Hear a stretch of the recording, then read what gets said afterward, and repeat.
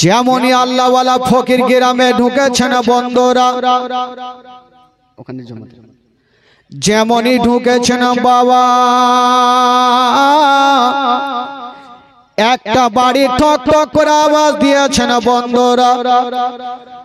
ওই বাড়ির মা যেমনই বাইরে এসে দেখছেন বাবা, একজন আল্লাহওয়ালা ফকির দাঁড়িয়ে আছে। বলতে লাগলো, বাবা কি খবর? ফকির বলছেন, মা যদি পারো মা, তবে আমাকে কিছু খাবার দিয়ে দাও মা। যেমনই কথা বলতে নাই, ওই বাবা গো, ওই মা সঙ্গে সঙ্গে দরওয়াজা লাগিয়ে দিল। যদি আমি ফকিরকে দান করে দিই, তবে আমার দুইখানা হাত কেটে নিবে, আমাকে গ্রাম থেকে তাড়িয়ে দিবে। না না, আমি ফকিরকে দান করব না। একটু মন দিয়ে শুনুন ভাই, ধ্যানটা দিয়েন না। আর এখানে যারা লেখাবেন একটু আস্তে করে লেখাবেন, একটু আস্তে করে লেখাবেন। ফকির দরওয়াজা বাইরে দাঁড়িয়ে কাঁদছে, আহারে আমি দান চাইলাম, মেয়েটা ঘর কেন লাগিয়ে দিল, দরওয়াজা কেন লাগিয়ে দিল, দেখি আর একটা বাড়িতে যাই। ওই ফকির কাঁদতে কাঁদতে আর একটা বাড়িতে গেল। যেমনই দরওয়াজা খটখট করে আওয়াজ দিয়েছেন, ওই মা বেরিয়ে আসিল। আবার যেমনই দেখছেন ফকির দাঁড়িয়ে, সঙ্গে সঙ্গে দরওয়াজা লাগিয়ে দিল। ওই ফকির সারা দিন ধরে ডগরে ডগরে নগরে নগরে ঘুরেছেন বাবা, কেউ তাকে খাবার দিল না, কেউ তাকে ভিক্ষা দিল না। ওই ফকির কাঁদতে কাঁদতে একটা জঙ্গলে পৌঁছে গেল। আল্লাহ, আজকে যদি আমাকে কেউ দান না করে, তবে আমার জীবন বাঁচবে না। আল্লাহ গো, কেউ কি দান করবে না?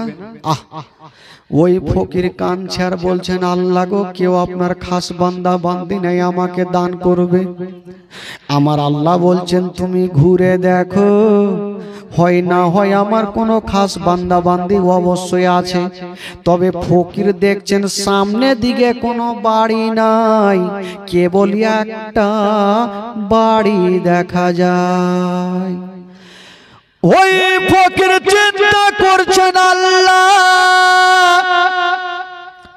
সামনে বাড়ি দেখা যায় না, শুধু একটা বাড়ি দেখা যায়। কিন্তু যেই বাড়িতে ছিল, ওই বাড়ির মা 5 ওয়াক্ত নামাজ পড়নেওয়ালি, কখনো নামাজ কাজা করে নাই। নিজের স্বামীর জন্য মাত্র 2টা রুটি তৈরি করে ঘরের মধ্যে রেখেছেন। স্বামী যখন আসবে, আমরা স্বামী স্ত্রীতে বসে বসে রুটি খাবো।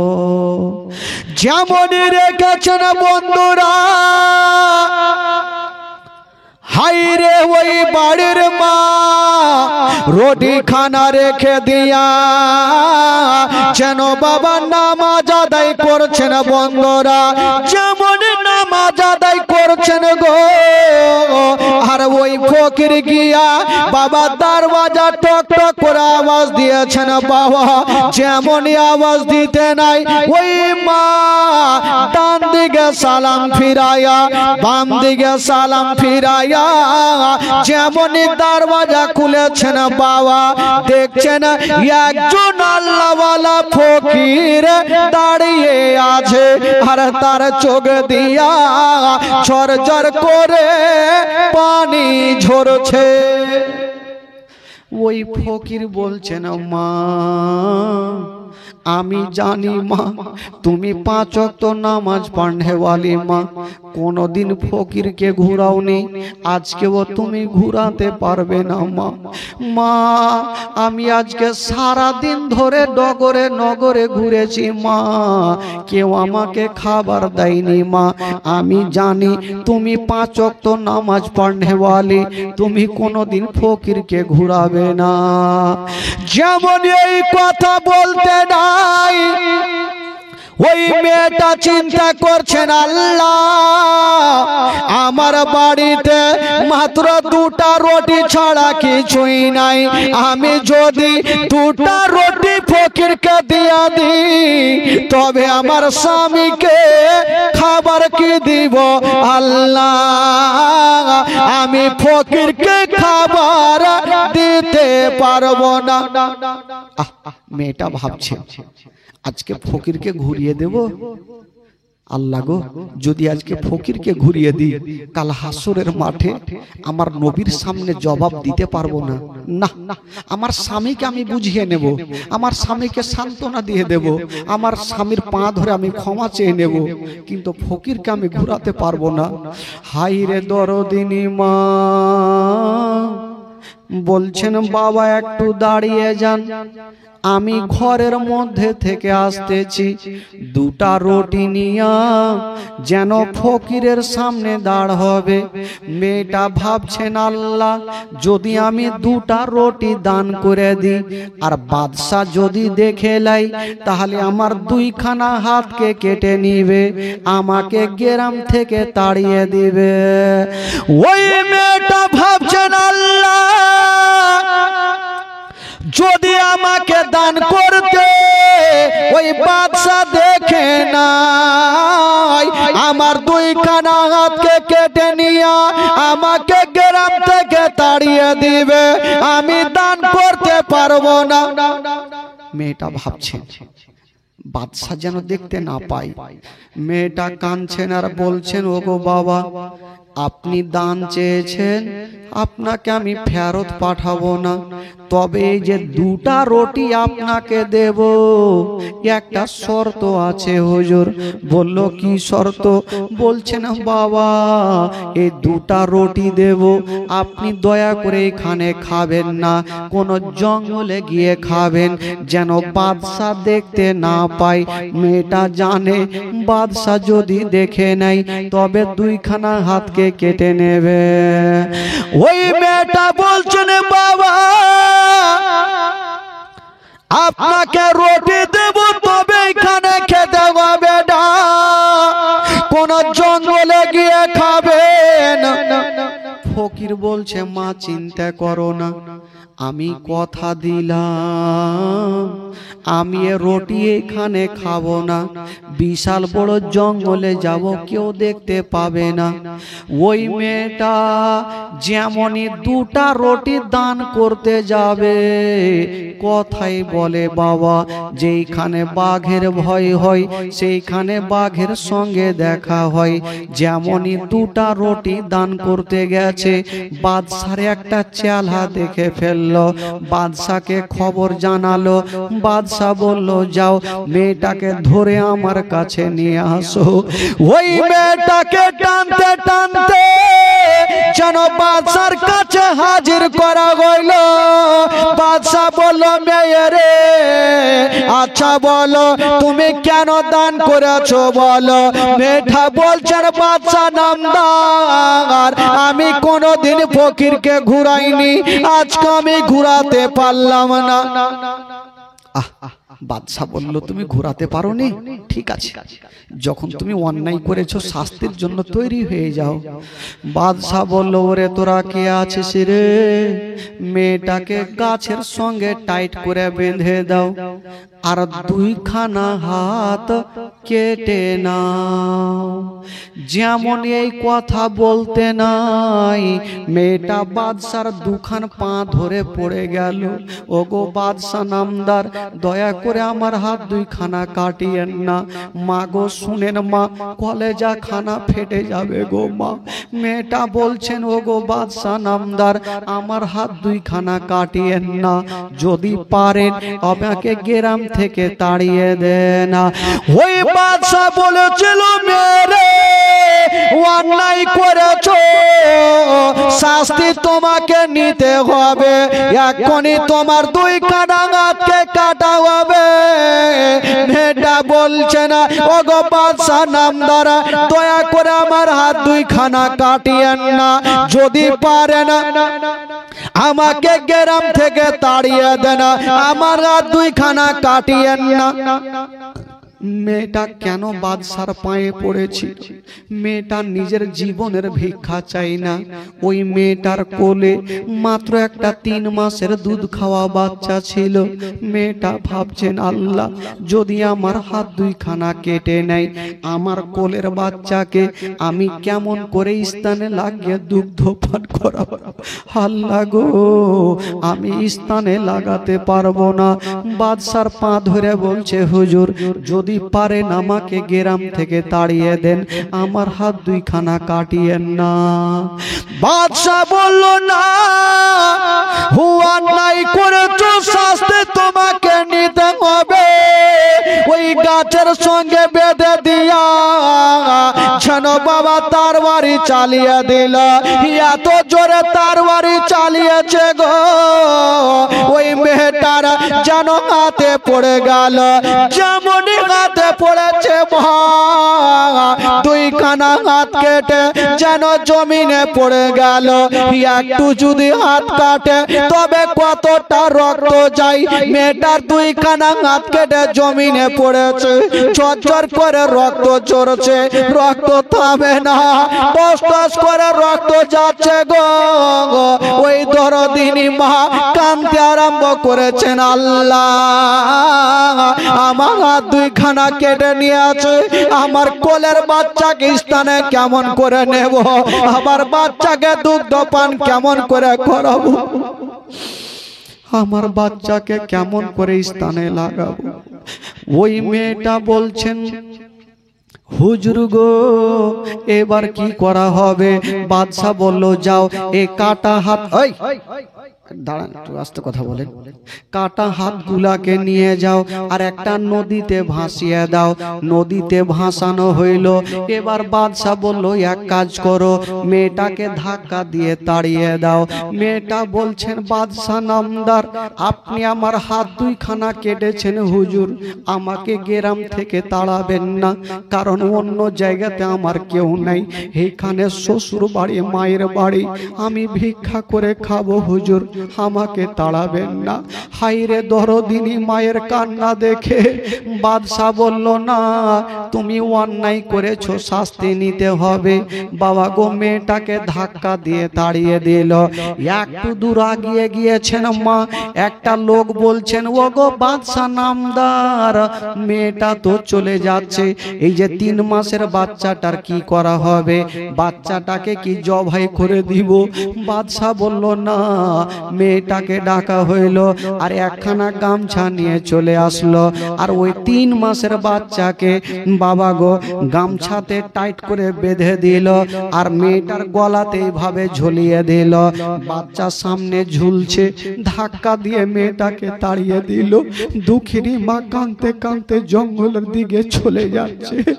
বাবা গো বিশাল বড় জঙ্গলে চলে যাচ্ছে, যে রাস্তা দিয়ে যাচ্ছে সে রাস্তা যেন রক্ততে রঙে যাচ্ছে, হাত দিয়ে ঝরঝর করে রক্ত ঝরছে।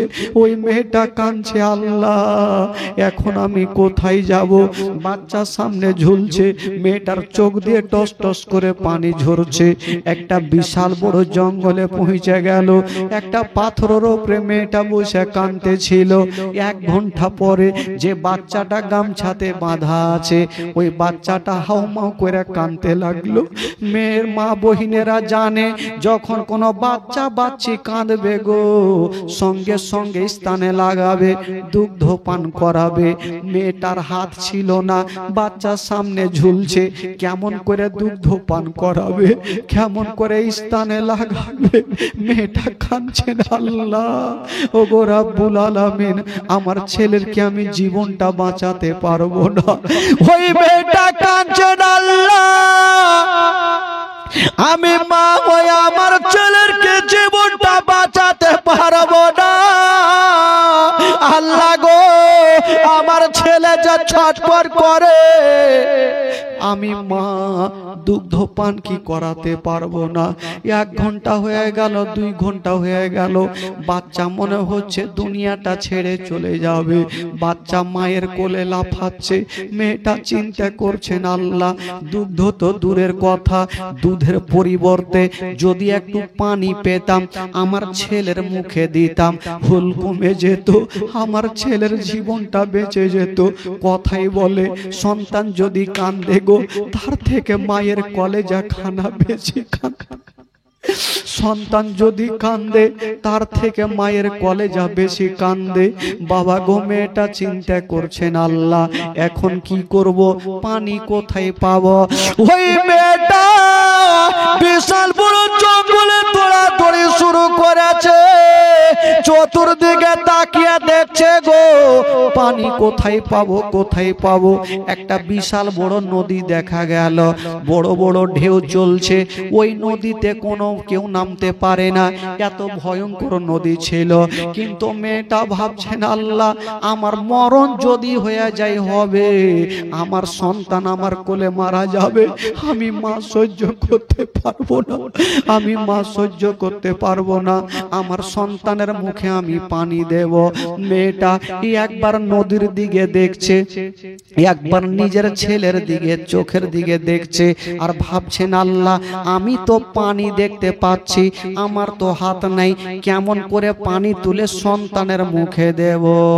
ওই মেয়েটা আবার ভাবছেন, আল্লাহ আমার হাত নাই তো কি, আল্লাহ তুমি আমার মুখখানা দিয়েছো, আমি অর্ধেকটা পানিতে নামবো, আর একটু ছাপড়ে যাব, আর ছাপড়ে গিয়ে নিজের মুখে পানি তুলবো, আমার সন্তানের মুখের সামনে ছাড়বো।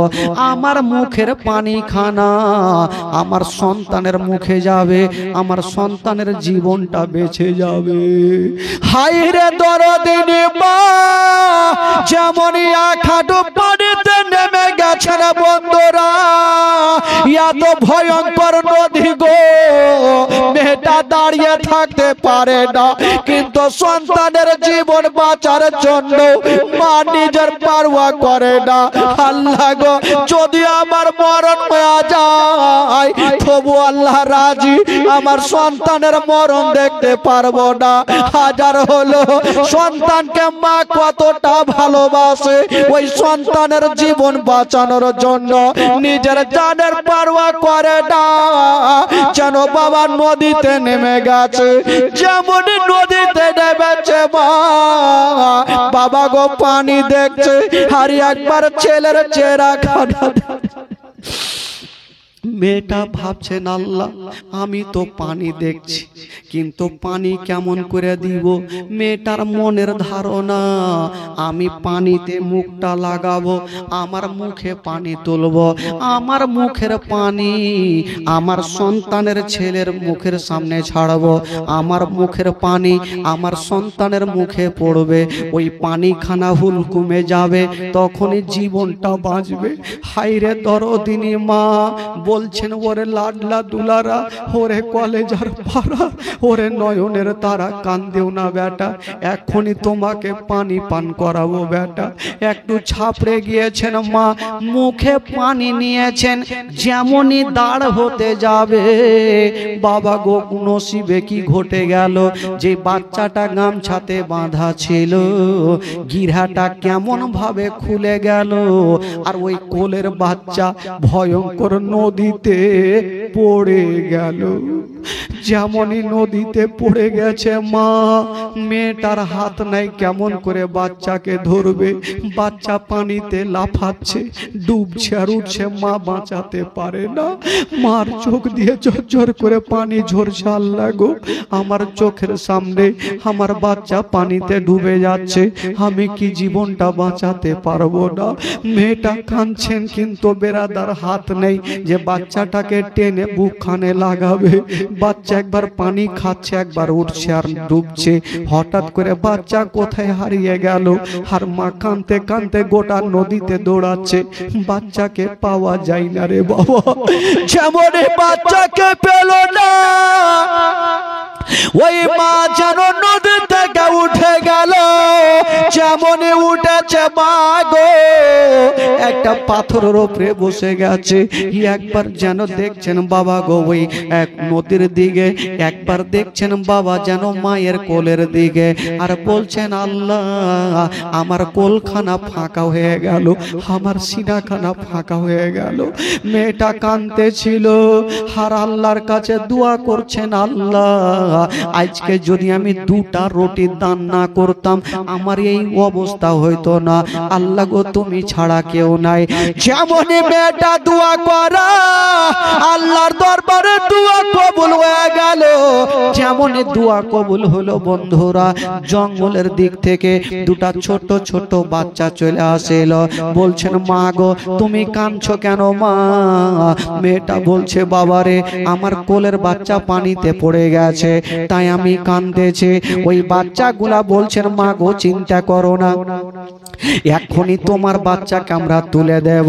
ওই মেয়েটা বলছেন বাবা আমার সন্তান হারিয়ে গেছে, আমি মা সহ্য করে নেব, যদি তোমরাও ডুবে যাও বেটা তোমার মা সহিতে পারবে না। ওই বাচ্চা বাচ্চা ছেলেরা, একটা বাচ্চা ওই মেয়েটার কোনো কথা শুনলো না, পানিতে ঝাঁপ দিয়ে দিল। যেমনই ঝাঁপ দিয়েছেন বাবা, ওই বাচ্চাটা 2 থেকে 3-4 মিনিট 5 মিনিট পর উঠে আসিল। বাবা খালি হাতে আসলো না, ওই যে বাচ্চা 2খানা হাত কেটে পানিতে ভাসিয়েছিল, ওই বাচ্চাটা 2খানা হাতকে নিয়ে আসিল, মেয়ের কাটা জায়গাতে লাগিয়ে দিল। আল্লাহর হুকুমে ওই মেয়ের কাটা হাত ভালো হলো। আর একটা বাচ্চা পানিতে ঝাঁপ দিল। বাবা গো কিছুক্ষণ পর উঠে আসিল, খালি হাতে আসলো না। একটু আগে একটা কোলের বাচ্চা পানিতে পড়েছিল, এখন পর্যন্ত কিছু হলো না। জীবিত অবস্থায় তুলে এনে মায়ের বুকে ফিরিয়ে দিল। ওই বাচ্চাটা চলে যাচ্ছেন, বাচ্চাগুলা মেয়েটা বলছেন বাবা রে, তোমরা আমার এত উপকার করলে রে বাবা, তোমাদের নামটা কি বলো? তোমরা কে চিনতে পারলাম না। বাচ্চা বাচ্চা ছেলেগুলা বলছেন মা গো, তুমি কি আমাদের চিনতে পারলে না? বললো না রে বাবা, বলো তোমরা কে? বাচ্চাগুলা বলছেন মা, যার কারণে তোমার 2খানা হাত কেটেছিল মা, আমরা হলাম সে 2টা রুটি মা, আমরা হলাম সে 2টা রুটি মা।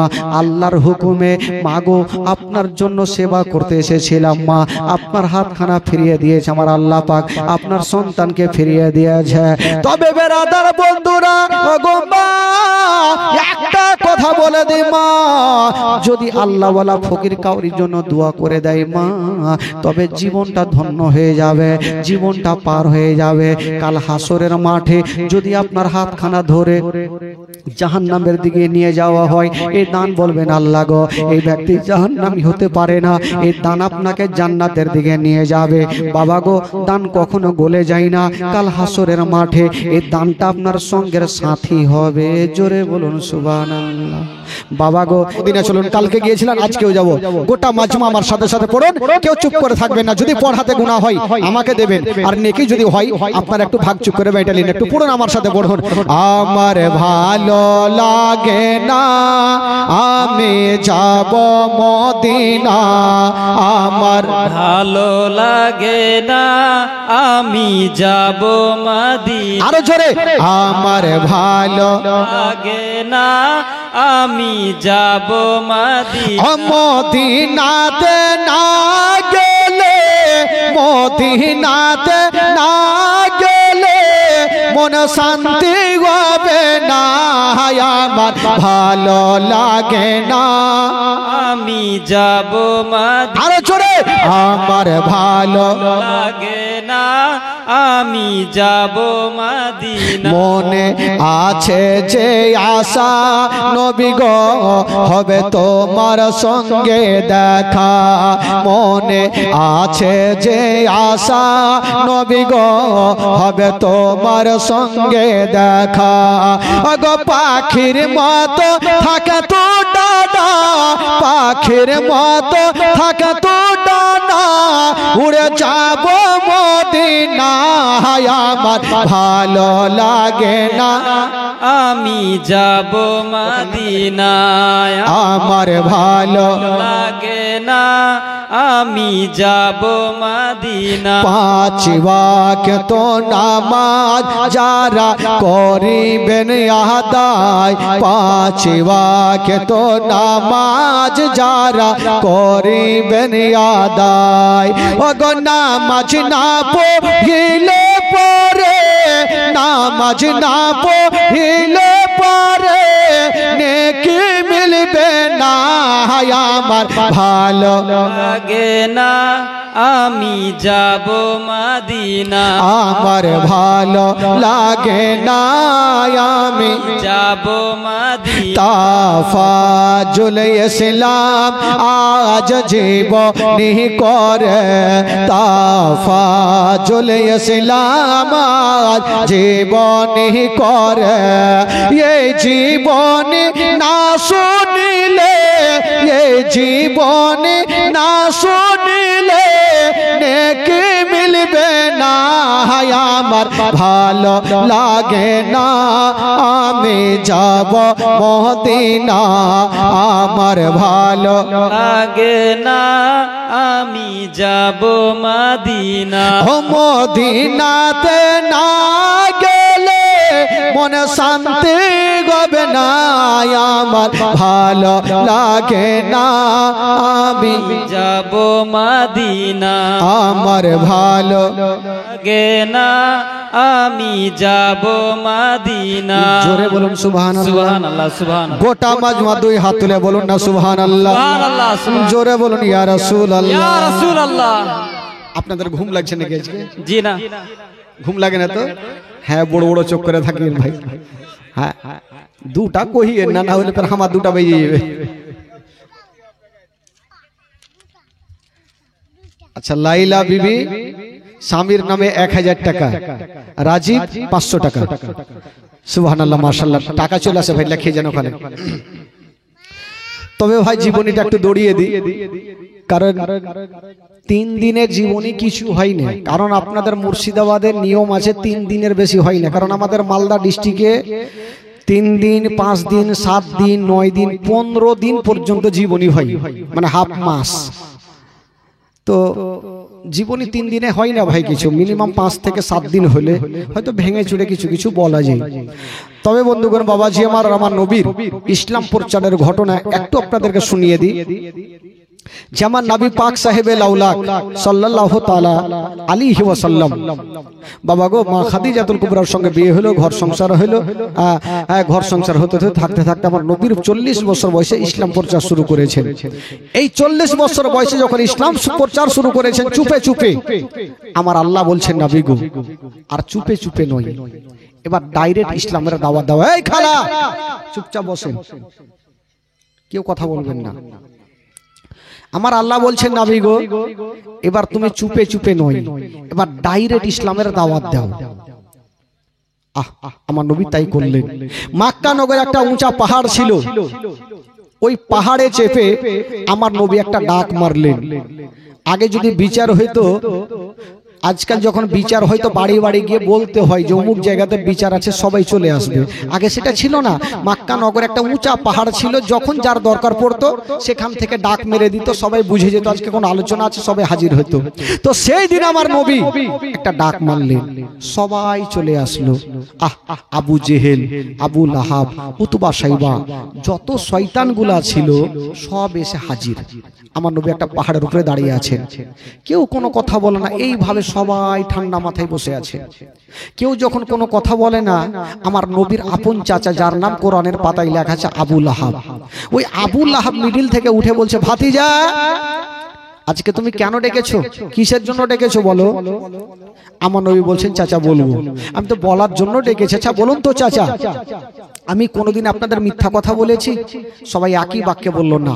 তুমি কোনোদিন মিথ্যা কথা বলনি, তুমি যা বলো সত্য কথা। আমার নবী বলছেন, চাচা গো, আমি যদি বলি যে আমি যে পাহাড়ে দাঁড়িয়ে আছি তার পিছনে একটা দল শত্রু আপনাদের সঙ্গে মারামারি করতে চাই, যুদ্ধ করতে চাই, এ কথা বলে আপনারা মানবেন?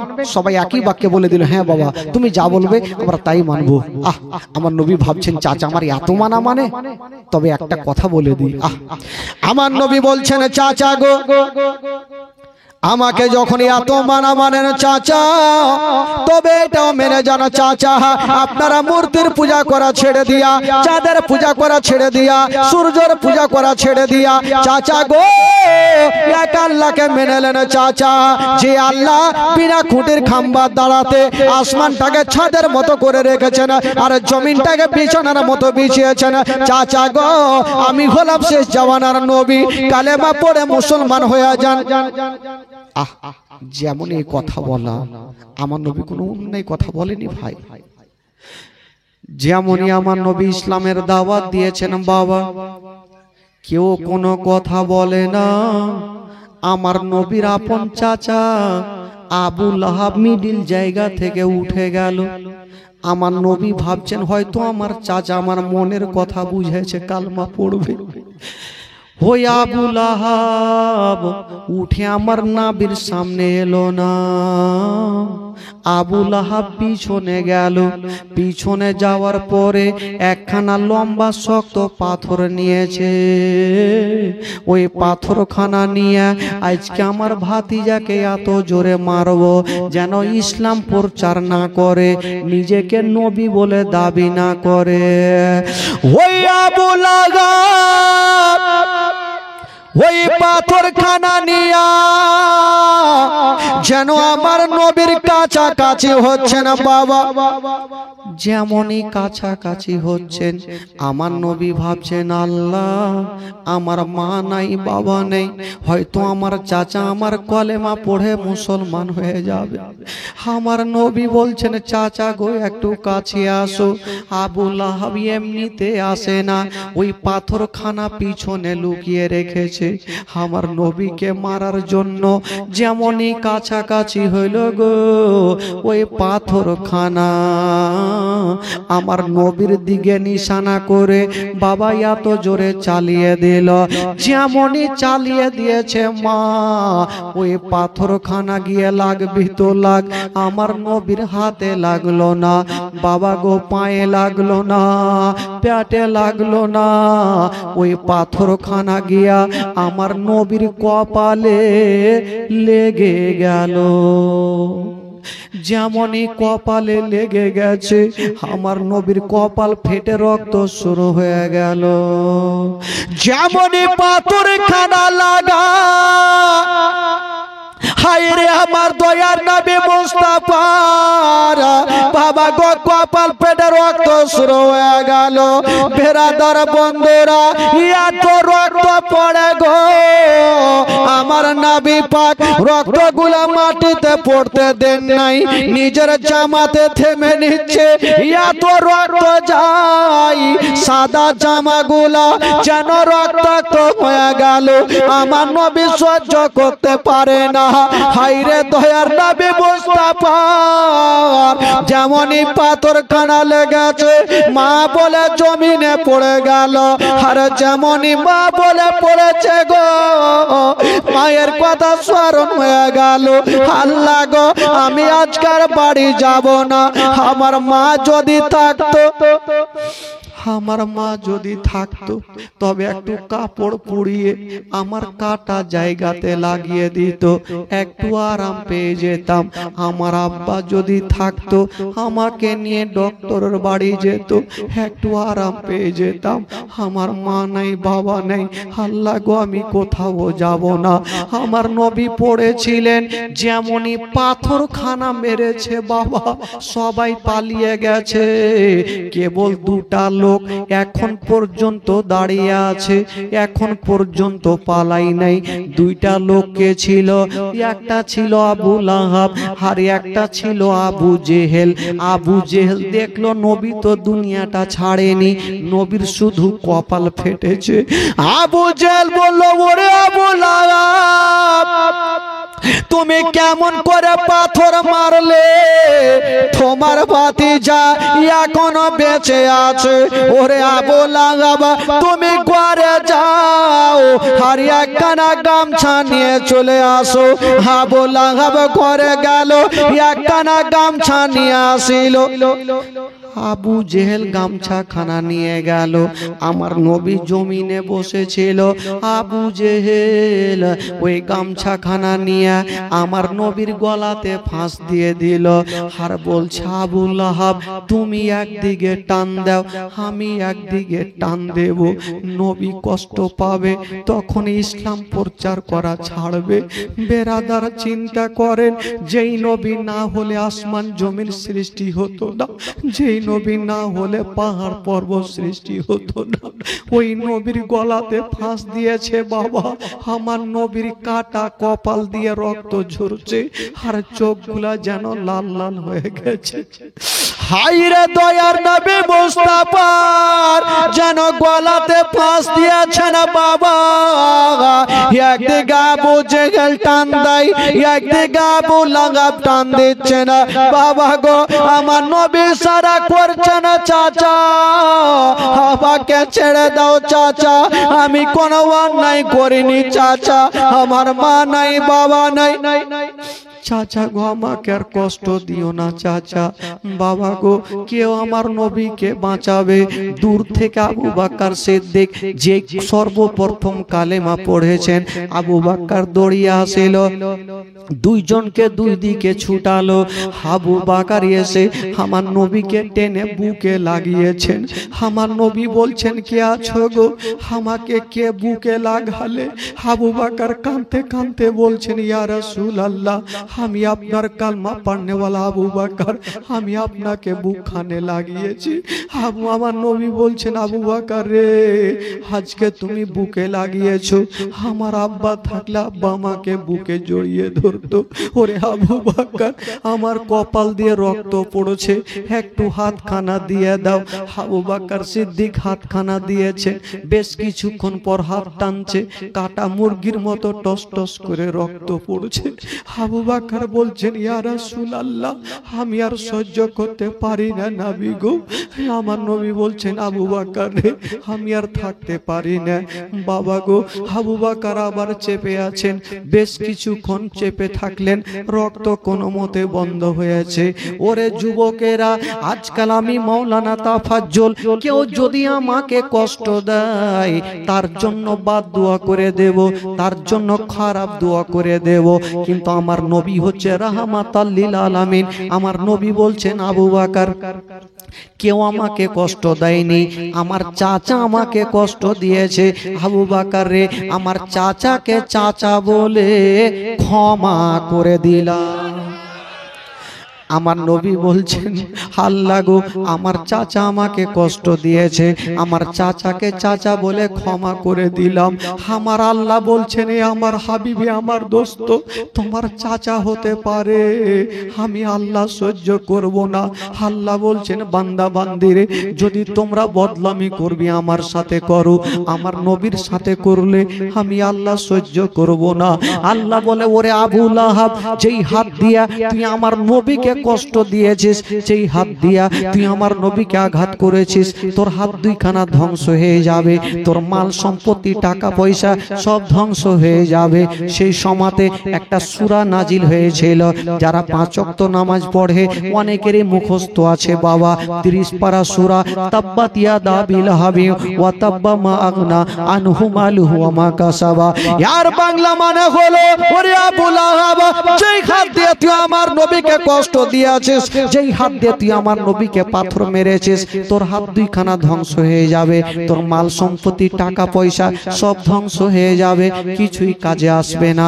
বাবা গো, এই কথা বলে দিয়া আমার নবী তো চলে গেলেন। তবে বেরাদার বন্ধুরা, এই কথাটা আবু লাহাব শুনতে পেল, নিজের বিবিকে গিয়ে বলতে লাগলো, ওরে আমার বিবি রে, কি করা যাবে বিবি বলো।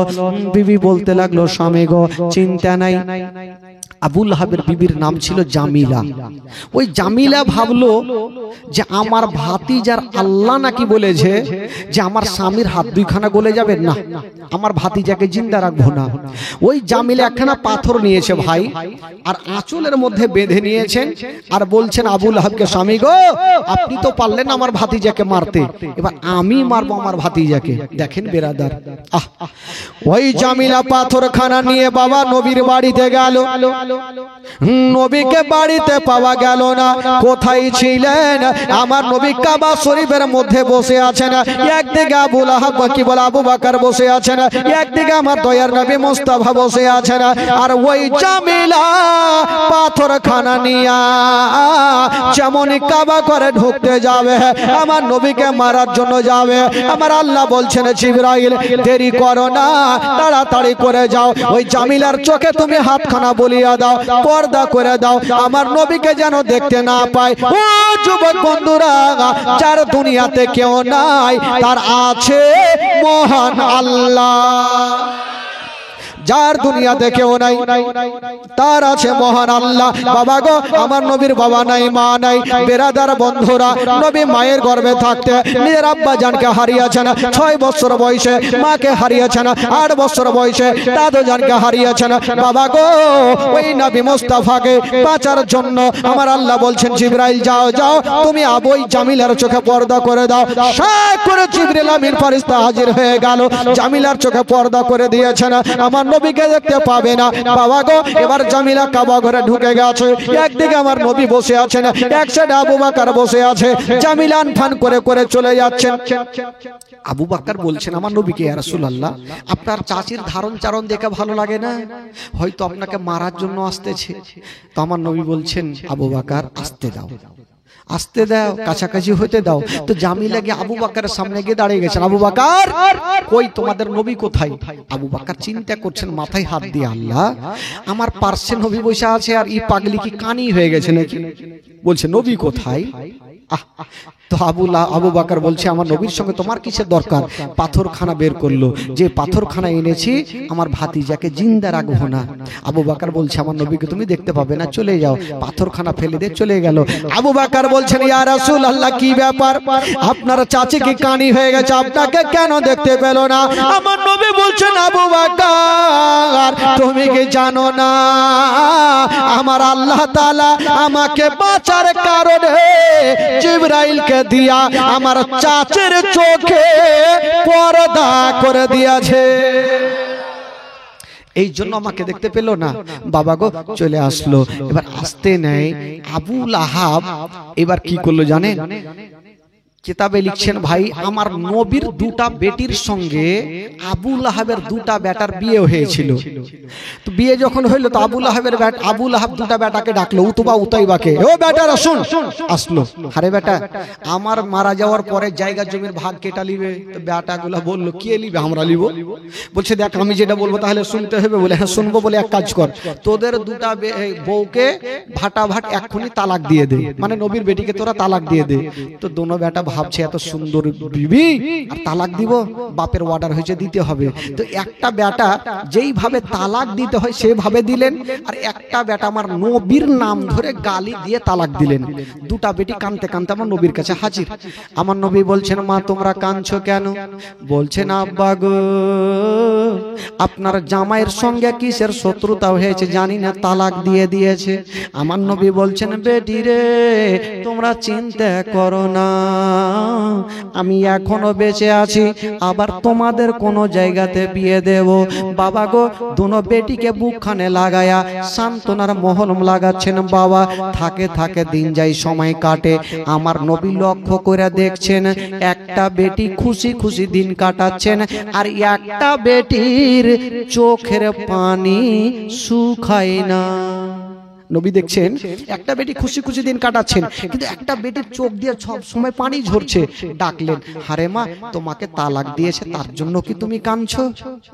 বলছেন, আব্বা সেটার জন্য আমি কান্দি না, তবে কেন কাঁদছো মা? বলছেন, আব্বা গো, আপনার জামাই যখন আমাকে তালাক দিয়েছিল তখন আপনার নাম ধরে গালি দিয়ে তালাক দিয়েছে। এই গালি শব্দটা যখন মনে ভাসে তখনই আমার চোখ দিয়া পানি ঝরে।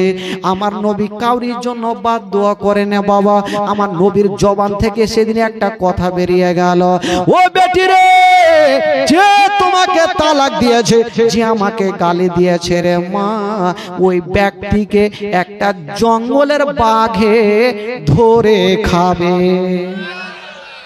যাও, যে আমাকে গালি দিয়েছে, তোমাকে তালাক দিয়েছে মা, ওই ব্যক্তিকে একটা জঙ্গলের বাঘে ধরে খাবে। আচ্ছা বলুন তো ভাই, আমার নবীর জবান থেকে যেই কথা বেরিয়ে যাবে সেটা পূর্ণ হবে কি হবে না? জোরে বলুন, হবে কি হবে না? দুনিয়ার কথা মিথ্যা হবে, আমার নবীর কথা মিথ্যা হবে না। নবীর জবান থেকে বেরিয়ে গেল, যে আমাকে গালি দিয়েছে, তোমাকে তালাক দিয়েছে, তাকে জঙ্গলের বাঘে ধরে খাবে। আর এই কথাটা আবার পৌঁছে গেল আবু লাহাবের কানে। আবু লাহাব বুঝে গেল যে আমার ভাতিজা যেটা বলে সেটা হয়ে যায়, আমার বেটাকে বাঘে খাবে না, আমিও মরণের সঙ্গে পাঞ্জা লড়বো, আমার বেটাকে বাঘকে খাইতে দিব না। কি করে খাই দেখছি। তো আবু লাহাব নিজের বেটাকে কোনো জায়গাতে পাঠাই না, তো কতদিন আলমারিতে ভরে রাখবি, কতদিন তুই আর রাখবি? বেশ কিছুদিন পর আবু লাহাবের বেটার বন্ধুগুলা ব্যবসাতে যাচ্ছে, তো আবু লাহাবের বেটাকে বলছে, ভাই চলো তুমি আমাদের সঙ্গে চলো। বলে চলো তাহলে। তো আবু লাহাবের ওই বেটাটাকে নিয়ে যাচ্ছেন।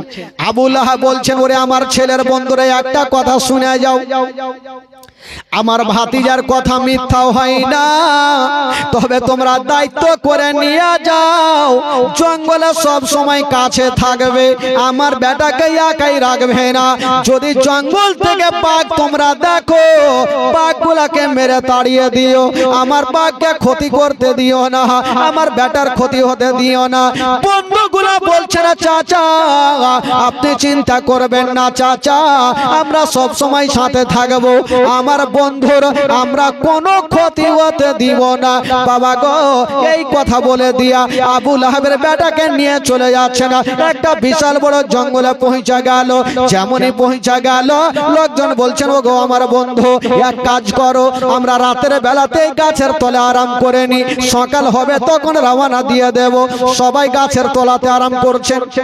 আবু লাহাবের বেটার বন্ধুরা চিন্তা করলো যে আবু লাহাব বলেছে যে আমার বেটাকে বাঘে খাবে না, কি করে খাবে দেখবো, যদি এখানে ফেলে রাখি গাছের তলাতে বাঘ চলে আসবে, ধরে নিবে, কি করা যাবে? তো যতগুলা মাল ছিল সমস্ত মালগুলাকে একই জায়গাতে তারা উঁচা করলো। এই করে থাক করতে করতে করতে করতে অনেকটা উঁচা করেছে। আর আবু লাহাবের বেটাকে বলছে, তুই হুলমানের মতন চড়েলে উপরে। ও বাবা লাফ মারলো আর উপরে চেপে গেল, ঘুমিয়ে আছে। আর বন্ধুগুলা বলছে, বাঘ যদিও আসে জিন্দেগি তার আবু লাহাবের বেটাকে পাবে না। ঠিক ঘুমিয়ে গেছে। সবাইকে ঘুমটা চলে এসেছে বাবা। যেমনই ঘুমিয়ে গেছে, আমার আল্লাহ বলছেন, ওরে বাঘ রে, তোমার মনের আশাকে তুমি পূরণ করে দাও। ও বাঘ রে, তাড়াতাড়ি করে যাও, তোমার আশাটা পূরণ করে দাও। এবার জঙ্গলের বাঘ দেরি করলো না, ফাঁসাদ মারতে মারতে পৌঁছে গেল। বাবা গো, যারা যারা শুয়েছিল প্রত্যেকের কাছে নাক লাগাইয়া শুনতে আরম্ভ করেছেন। বাঘকে জিজ্ঞাসা করলো, বাঘ রে, তুই কোন কলেজে পড়েছিস, তুই কোন স্কুলে পড়েছিস যে চোরকে নাক দিয়ে শুয়ে ধরেছিস? বাঘ তখন বলেছিল যে নবীর বেটিকে তালাক দেয়, নবীকে গালি দেয়, তার মুখখানা খব্বিশের মতো গন্ধ করবে, এই জন্য আমি মুখ দিয়ে না নাক দিয়ে সঙ্গে সঙ্গে চোরকে ধরতেছিলাম। নাক দিকে সঙ্গে সঙ্গে চোরকে ধরতেছিলাম।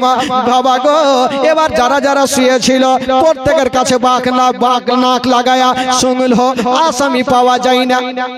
আসামি তো নাই, সবাই তো ভালো। বাঘ চিন্তা করছে, লাভ আবু লাহাবের বেটা গেল তো গেল কুণ্ঠে, দেখছে মাল থাক করে অনেক আছে, ই ভাবলো বেটা উপরে আছে, উপরে যাই। বাঘ বাবা একটা লাভ মারলো, যেমনই লাভ দিয়েছেন বাবা গো উপরে পৌঁছে গেল। আরে যেমনই বাবা গো নাক লাগিয়েছে, আসামি পেয়ে গেছে। বাঘ দিয়েছে একটা পা, মুখ কি বলে বুকের ওপরে, যেমনই পা দিয়েছে আবু লাহাবের বেটা চোখটা খুলে বাপরে, আপনি চিন্তা করেন ঘুমিয়ে থাকেন আর হঠাৎ করে চোখ খুলে যদি বাঘের নাক মুখ দাঁত দেখেন তো কি হবে অবস্থা বুঝেন ভাই। আবু লাহাবের বেটা একদম মা চিন্তা করছে, বাপরে ব্যাপার খারাপ। বাঘ বলো আর আবু লাহাবের বেটা এবার মরার জন্য তৈরি হয়ে যাও। আবু লাহাবের বেটা বলছেন ওরে বাঘরে আমাকে ছেড়ে দাও। বাঘ বলো তোকে আমি ছাড়বো না। বাবা গো তুই নবীর বেটিকে তালাক দিয়েছিস, নবীকে গালি দিয়েছিস, তুই মরার জন্য তৈরি হয়ে যাও। ও যুবক বন্ধুরা, ওই বাঘ বাবা গো বুকটাকে চিরে দিয়া কলেজাকে টান মেরে বাহির করে জমিনে ফেলে দিয়েছেন। বাঘ রক্ত মাংস খাচ্ছেন না, বাঘ চলে যাচ্ছেন আর পিছনে ঘুরে ঘুরে বলছে ওরে আবু লাহাবের বেটা শোন শোন, আমি বাঘ তোকে একটা কথা বলে দিই, এই বাঘ যদি কাল কিয়ামত পর্যন্ত না খায় থাকে, অনাহারে থাকে, তবু তোর মতো দুশ্মনের রক্ত মাংস এই বাঘ খাবে না। জোরে বলুন, কাল কিয়ামত পর্যন্ত যদি না খেয়ে থাকে তাও রাজি, তোর মতো দুশ্মনের রক্ত মাংস এই বাঘ খাবে না। বাবা গো আবু লাহাবের বেটাকে খতম করে বাঘ চলে গেল নিজের কাজে। এবার লোকজন ভাবলো যে সকাল তো হইলো, নামাম বন্ধুকে, যেমনই নামাচ্ছে আর বাবা বেঁচে নেয়। বেরাদার বন্ধুগণ, যাই শিকারনি ওই ভারনি, দুনিয়ার কথা মিথ্যা হবে, আমার নবীর কথা মিথ্যা হবে না। আমরা যে কথাগুলো বলি সেগুলো হয় কথা, আর আমার নবী যে কথাগুলো বলে সেগুলো হয় হাদিস শরীফ, আর ওই হাদিসকে আমরা ফলো করে চলি। বেরাদার বন্ধুগণ বাবাজি একবার দরুদ পাক পড়ুন, জোরে সোরে পড়ুন, আল্লাহুম্মা সাল্লি আলা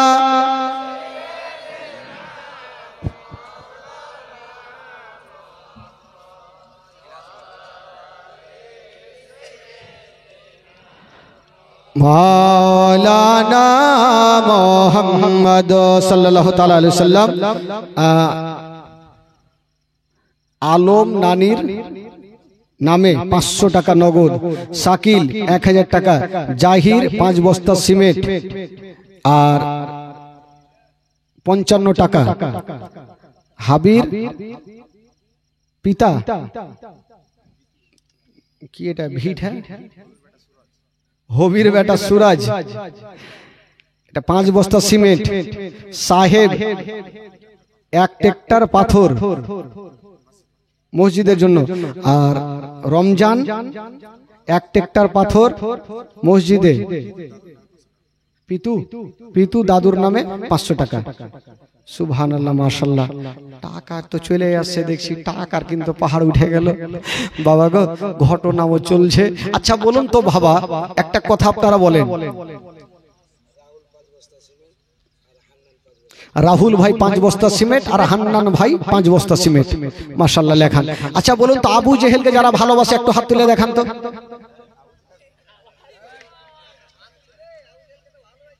আগে মা আগে আবু জেহেলেরও লোক আছে। আচ্ছা বলুন তো ভাই, আবু জেহেল বদমাস ছিল না ভালো ছিল ভাই?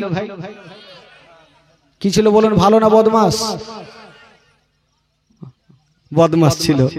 আবু জেহেল কুত্তার দুম জীবনে সোজা হয় দেখেছেন? কুত্তার দুম সোজা হবে, কুত্তার দুম বলে না, কি বলে এটাকে? কি বলে? লেদ। বাপের কালে শুনিনি লেদ।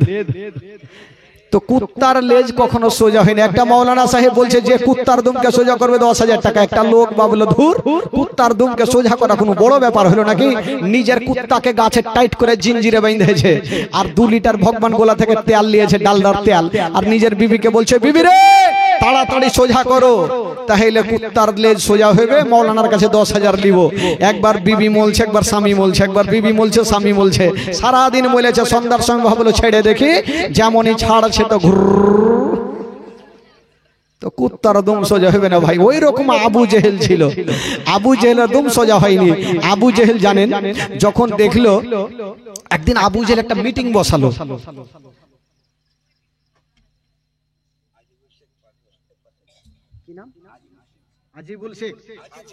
আজিবুর শেখ, সুবহানাল্লাহ, আজিবুর শেখ 5,000 টাকার দাতা।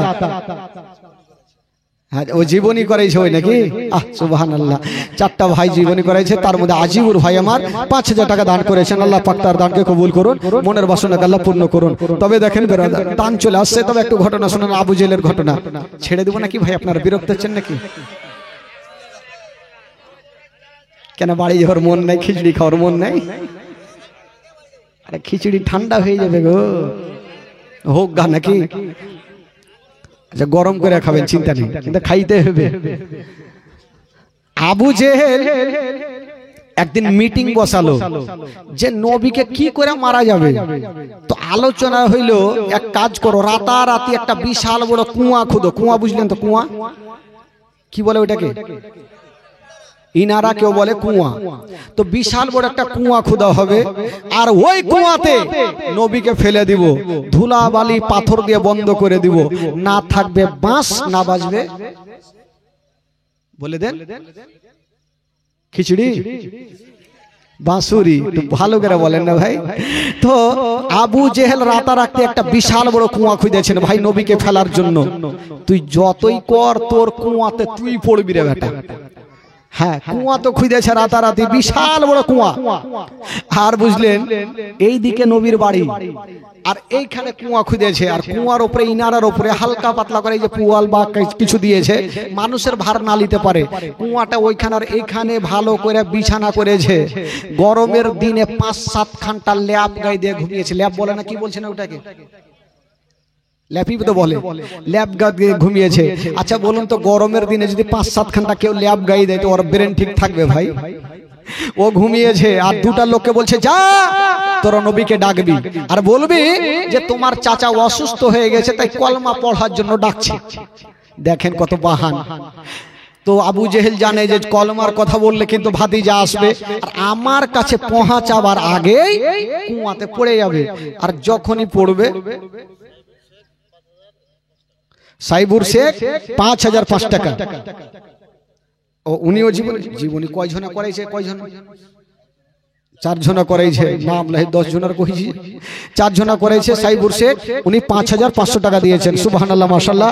উনি একজন জীবনের সদস্য, উনিও করাছেন। 4 জন মিলে, তার মধ্যে একজন সাইবুর ভাই আমার। কি নামে? ও এটা দয়াল, ভালো রে দয়াল আলী ভাই। 50 বস্তা সিমেন্ট আল্লাহর ঘর মসজিদে। সুবহানাল্লাহ, মাশাআল্লাহ। তাড়াতাড়ি আসে, তাড়াতাড়ি আসে। বাইতুল 10 বস্তা সিমেন্ট, বাইতুল 10 বস্তা সিমেন্ট। সুবহানাল্লাহ, মাশাআল্লাহ। দিয়েছেন নাকি কেউ? হ্যাঁ, এখনই করে দিচ্ছি। এই ঘটনাটা বলে দিই, তারপরে দোয়াটা করছি। তো আবু জেহেল ভাবছে যে নবীকে যখন কলমার কথা বলবে তো আমার কাছে আসবে, আর আমার কাছে পৌঁছাবার আগেই থাকবে কুয়া। কুয়াতে নবী পড়ে যাবে, আর ধুলা বালি ফেলে দিয়ে কুয়াটাকে বন্ধ করে দেবো। দেখেন বুদ্ধি কত খাটিয়েছে। আর দুটা লোককে বললো তাড়াতাড়ি করে যা। ওই দুইটা লোক গিয়ে আমার নবীর সামনে দাঁড়িয়ে গেছেন, বলছেন ওগে আলামিন, আপনার চাচা অসুস্থ হয়ে গেছে, তাই মরণের আগে আপনার হাতে কলমা শরীফ পড়ার জন্য তাড়াতাড়ি আপনাকে ডাকতেছে। ও যুবক বন্ধুরা, আমার নবী বলছে ঠিক আছে তোমরা যাও। ওই দুইটা লোক চলে আসছে না বাবা। যেমনই আমার নবী বের হবে না, আমার আল্লাহ বলছেন জিবরাইল দেরি করো না, তাড়াতাড়ি করে যাও, আমার নবীকে জানিয়ে দাও আসলে আবু জেহেল অসুস্থ হয় নাই, আমার নবীকে কুয়াতে ফেলার জন্য ডাকতেছে। তুমি যাও, আমার নবীকে নিষেধ করে দাও। ও যুবক বন্ধুরা, সা করে জিবরিল আমিন ফেরেশতা হাজির হয়ে গেল। আমার নবীকে সালাম জানিয়ে দিলেন, আসসালাতু ওয়াসসালামু আলাইকা ইয়া রাসূলুল্লাহ, আসসালাতু ওয়াসসালামু আলাইকা ইয়া হাবিবাল্লাহ। নবী বলে জিবরাইল ভাই কি খবর বলো? বলছেন নবী গো আপনি যাবেন না, আসলে আপনার চাচা অসুস্থ হয় নাই, আপনাকে কুয়াতে ফেলার জন্য ডাকতেছে, আপনি যাবেন না। বেরাদার বন্ধুরা, আমার নবী গেলেন না, আমার নবী গেলেন না। তবে যে দুইটা লোক ডাকতে এসেছিল, এরা দুইটা লোক আবু জেহেলকে খবর দিচ্ছে যে হুজুর আমরা তো ডেকে আসলাম, হয়তো নবী আসছে। তো আবু জেহেল সবাইকে ডাকছে তাড়াতাড়ি কাছে, তাড়াতাড়ি আয়। সবাই চলে আসলো, একদম সবারই হাতে বড় বড় পাথর চলে আসলো। কি বলো? আবু জেহেল বলছে দেখ তোরা অন্ধকারে কানটাকে খাড়া করে রাখবি, আর যখন দেখবি কুয়াতে ধাপাং করে শব্দ শুনতে পাবি, তখন তোরা বুঝে যাবি নবী পড়ে গেছে, লাগবি পাথর মারতে। আর শুন, যখন তোরা পাথর মারবি তো বাঁচার জন্য বলতে পারে আমি তোমাদের মালিক আছি। মালিক বলে আরো মারবি। লোকজন বলে আগে ধাপাং করে শব্দ তো আসুক, তারপর দেখছি। বেরাদার এই বলে আবু জেহেল বলল যে ঠিক আছে তোরা যা। এবার লোকজন চতুর্দিকে লুকিয়ে আছে অন্ধকারে, কানটা খাড়া করে দেখা আছে, কি বলে যে কানটা খাড়া করে আছে যে কখন ধাপাং করে শব্দ আসবে। আর যেমনই বেরাদার কানটা খাড়া করেছিল, আবু জেহেল যে বিছানাতে শুয়েছিল, গরমের দিনে 5-7 ঘন্টা ল্যাব গায়ে দিয়ে বেরেন কাজ করলো না, রাগের মাথায় উঠে বলছে হারে তোরা কি নবীকে ডাকিস নি? এই কথা বলে উঠতে যেমনই যাবেন নিজের কুয়াতে নিজে পড়ে গেল। আর যেমনই পড়ে গেল ধাপাং করে শব্দ সবারই কানে।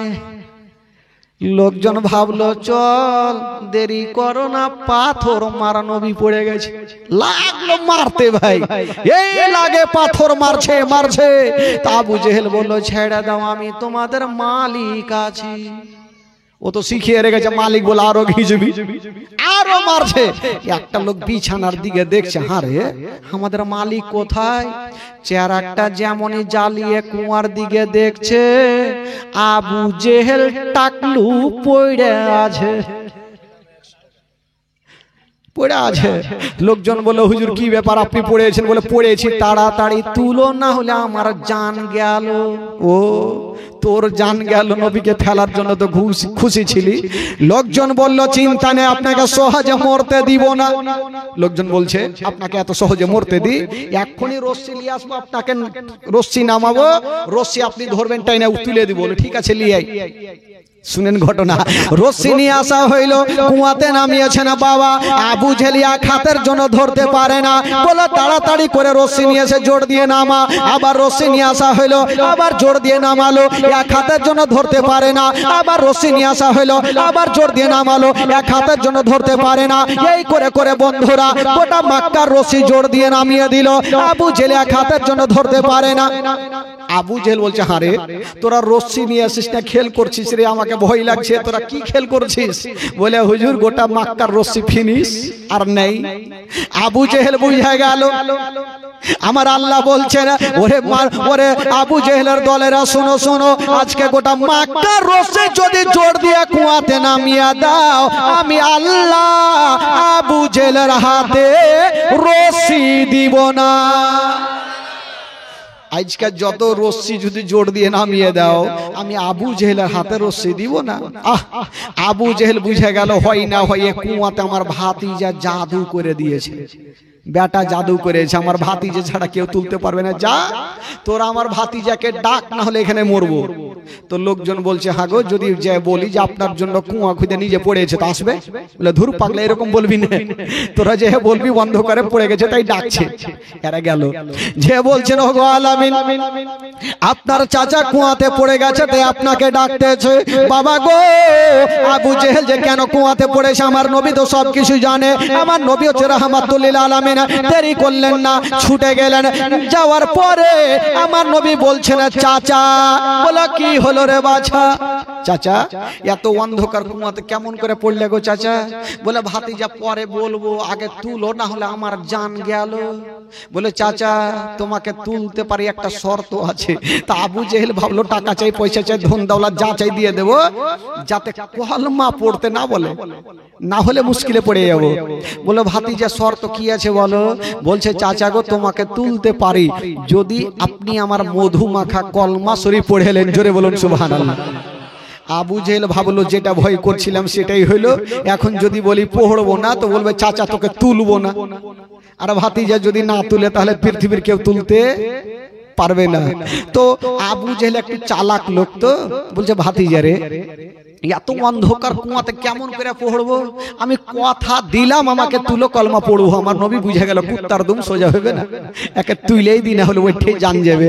আমার নবী বলছেন চাচা গো এবার তাড়াতাড়ি দেরি করিও না চাচা, আর রশ্মি লাগবে না, হাতখানা বাড়িয়ে দাও চাচা। আবু জেহেল বলছে হাত বাড়াও। গোটা মক্কার রশ্মি নিয়ে এসে জোর দিয়ে তুলতে পারে না। আর ভাতিজা বলছে হাত বাড়াও। ফের বেটা জাদু করছে লাগছে, ফুইটা বলছে না, বললে তোকে তুলবেই না। আবু জেহেল বলছে হাত বাড়া, তার মানে ভাতিজা জাদু করছে, আগে উঠে তো যাই তারপরে দেখা যাবে। আমার নবী বলছেন চাচা গো হাতখানা বাড়িয়ে লাও চাচা। আবু জেহেল হাতখানা বাড়িয়েছে, আমার নবী মুস্তাফা কুয়াতে হাতখানা দিয়েছেন, আমার আল্লাহ তাআলা আমার নবীর হাতকে লম্বা করে দিয়েছেন। আবু জেহেলের হাতখানা ধরে বাবা টান দিয়ে আছাড় মেরে জমিনে ফেলে দিয়েছেন। বন্ধুরা আমার নবী তো চলে যাবে, একবার বলে দেখি। বলছেন চাচা, বলো কি হলো বাছা? চাচা চলে তো যাবো চাচা, কলমা পড়ে লাও। বলছে ভাতিজা পড়তাম কিন্তু আর পড়া হইবে না। কেন গো চাচা তুই কি ভুল করলাম? বলে না ভাতিজা আজকে একটা শিক্ষা হইল। আমি জানতাম তোমার জাদু দুনিয়াতে চলে, সেটা জানতাম। আজকে ও বুঝে গেলাম তোমার জাদু অন্ধকার ইনারাতেও চলে। ওই তো বাবা কুত্তার দুম সোজা হইবে না। আমার নবী বুঝে গেল ই পড়বে না মানে পড়বেই না। বাবা গো এই করে করে আবু জেহেল আমার নবীকে অনেক অত্যাচার করেছেন, অনেক কষ্ট দিয়েছেন, তবু নবী আমার ইসলাম প্রচার করা ছাড়েননি।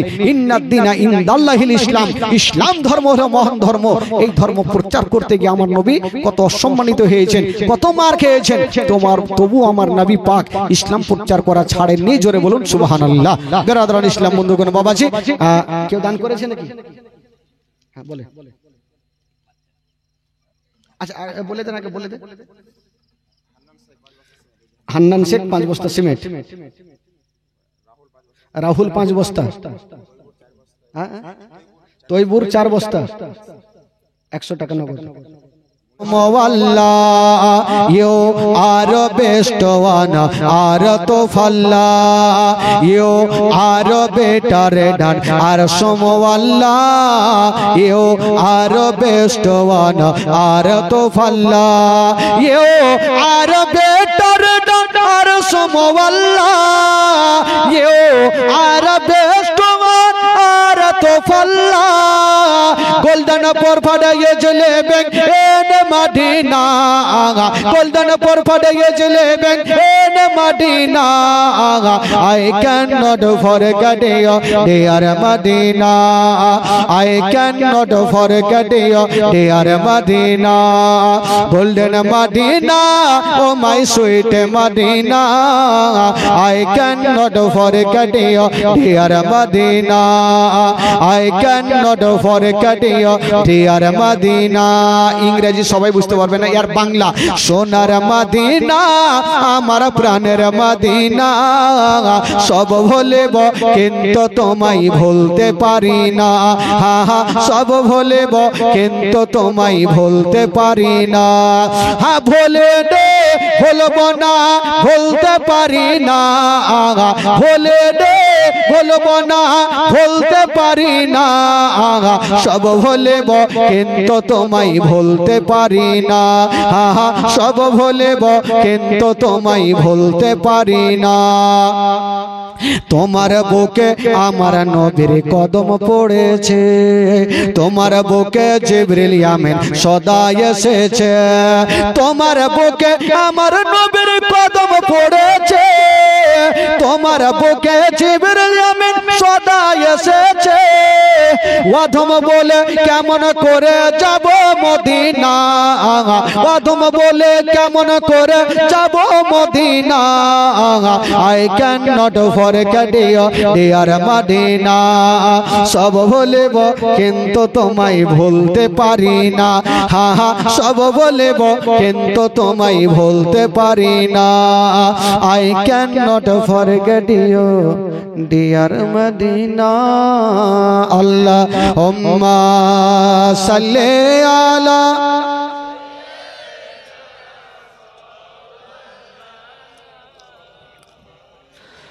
ওয়ালা আলি সাইয়্যিদিনা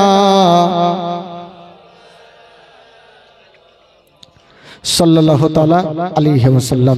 যাকে বন্ধুগণ বাবাজি আমার আর ইনজিল চলছে না, ক্ষমা করবেন, হায়াত বাকি মুলাকাত বাকি, আবার যদি কোনোদিন বেঁচে থাকি ইনশাআল্লাহুল আজিজ শোনাবো।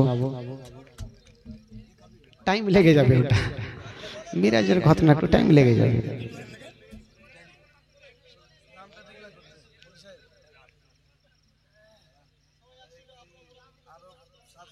ও টাকা দিয়েছে তার মানে শুনতেই হবে নাকি? আচ্ছা মেরাজের ঘটনা তাহলে শুনেলেন 10টা মিনিট জাগে, মন নারাজ করে তো লাভ হইবে না। হ্যাঁ, আমার নবী পাক সাহেবে লাউলাকে একটু মন দিয়ে শুনেন। আমার নবী পাক সাহেবে লাউলা একদিন ইসলামের দাওয়াত দিয়েছেন। সেদিন আমার নবীর কালেমা কেউ পড়ে না, তাই আমার নবীর মনটা ভালো করে না। আহ হাই রে আমার দয়ার নবী মোস্তাফা, ভাবছেন আল্লাহ আজকে আমি সারা দিন ইসলামের দাওয়াত দিলাম, কেউ আমার কলেমা পড়ে না। সেদিন আমার নবী পেটে পাথর বেঁধে খেয়ে না খেয়ে ইসলামের দাওয়াত দিয়েছেন, পেটে দানি নাই পানি নাই বাবা। ওই অবস্থায় আমার নবী ভাবছেন আল্লাহ আমি আজকে বাড়ি যাব না। কোথায় যাবেন আমার নবী? হাই রে দয়ার নবী মোস্তাফা, এক পা দুই পা করে ওনার চাচাতো বোন যার নাম ছিল উম্মে হানি, ওই উম্মে হানির গেটে দাঁড়িয়ে গেল। যেমনই দাঁড়িয়ে গেছেন বাবা, ঠক ঠক করে আওয়াজ দিয়েছেন বন্ধুরা। উম্মে হানি গিয়া যেমনই দরওয়াজা খুলে দেখছেন বাবা, দয়ার নবী মুস্তাফা দাঁড়িয়ে আছেন, আর দুটা চোখ দিয়ে যেন চরচর করে পানি। উম্মে হানি বলছেন ইয়া রাসূলুল্লাহ আপনি কাঁদছেন কেন? আমার নবী বলছে বহিন রে আমি কাঁদছি কেন? তবে বহিন একটা কথা বলবো তোমাকে। আচ্ছা বহিন বলো। যদি পারো আজকে রাতটা আমি তোমার বাড়িতে একটু কাটাতে চাই। উম্মে হানি কাঁদতে কাঁদতে বলেছেন ইয়া রাসূলুল্লাহ আপনি হচ্ছেন দোজাহানের নবী, আপনি আমার বাড়িতে থাকবেন, ইয়ার থেকে কোনো আর ভালো জিনিস হতে পারে না। নবী গো আপনি যতদিন পারেন আমার বাড়িতে থাকতে পারেন। হাই রে দয়ার নবী মুস্তাফা উম্মে হানির বাড়িতে ঢুকে গেল। উম্মে হানি আমার নবীর জন্য একখানা বিছানা করেছেন বাবা। শুনেন বন্ধুরা, কলেজা ফেটে যাবে বা যেমনই বিছানা করেছেন আমার নবী পেটে হাত দিয়ে বলছেন বহিন রে, ওরে বহিন উম্মে হানি রে তোমার বাড়িতে কিছু খাবার আছে বলো। উম্মে হানি বলছেন ইয়া রাসূলুল্লাহ আমার বাড়িতে কোনো খাবার নাই, তবে নবী গো এমন জিনিস আছে যে জিনিসটা আপনাকে দেওয়া যাবে না। বলল কি আছে? বলে অর্ধেকটা শুকনা জয়ের রুটি ছাড়া আমার বাড়িতে কিছুই নেই।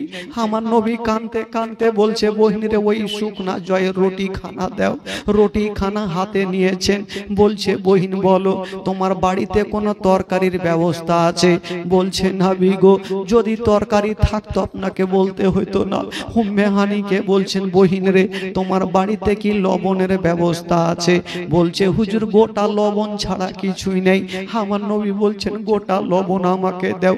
কত অনাহারে রয়েছেন বাবা, পেটের দানা নাই, পেটটা বসে আছে। উম্মে হানি গোটা লবণ দিয়েছেন। আমার নবী বলছেন বহিন রে আচ্ছা বলো গোটা লবণ দিয়েছো, একটু তেল থাকলে আমাকে দাও। উম্মে হানি কাঁদতে লেগেছে নবী গো থাকলে আপনাকে বলতে হইতো না। আস্তে কথা বলেন, আপনারা একটু আস্তে কথা। থাকলে আপনাকে বলতে হইতো না, আমি আপনাকে দিয়ে দিতাম। আমার নবী বলছেন বহিন রে নাই তাও ভালো কথা। আমার নবী ওই শুকনা জয়ের রুটি খানা টুকরো টুকরো করে ভেঙে লবণে লবণে লাগাইয়া লাগাইয়া খেয়েছেন। বিছানাতে পড়ে গেছেন। যেমনই বিছানাতে পড়েছেন যার দুনিয়াতে কেউ নেই, তার আছে মহান আল্লাহ। আল্লাহ বলে জিবরাইল দেরি করো না, আমার নবীর মনটা ভালো নাই, পৃথিবীর কেউ নাই যে আমার নবীকে শান্তি দিতে পারে। আমি আল্লাহ সান্ত্বনা দেব, একটু আমার কাছে নিয়ে আসো। জিবরাইল বলছেন আল্লাহ গো আমি নবীকে আনবো, তবে নবীকে কিসে করে আনবো? বলছেন যাও জান্নাতে কারেন্টের গাড়ি রাখা আছে যার নাম হইল বোরাক, ওই বোরাক নিয়ে তুমি চলে যাও। জিবরাইল যেমনই জান্নাত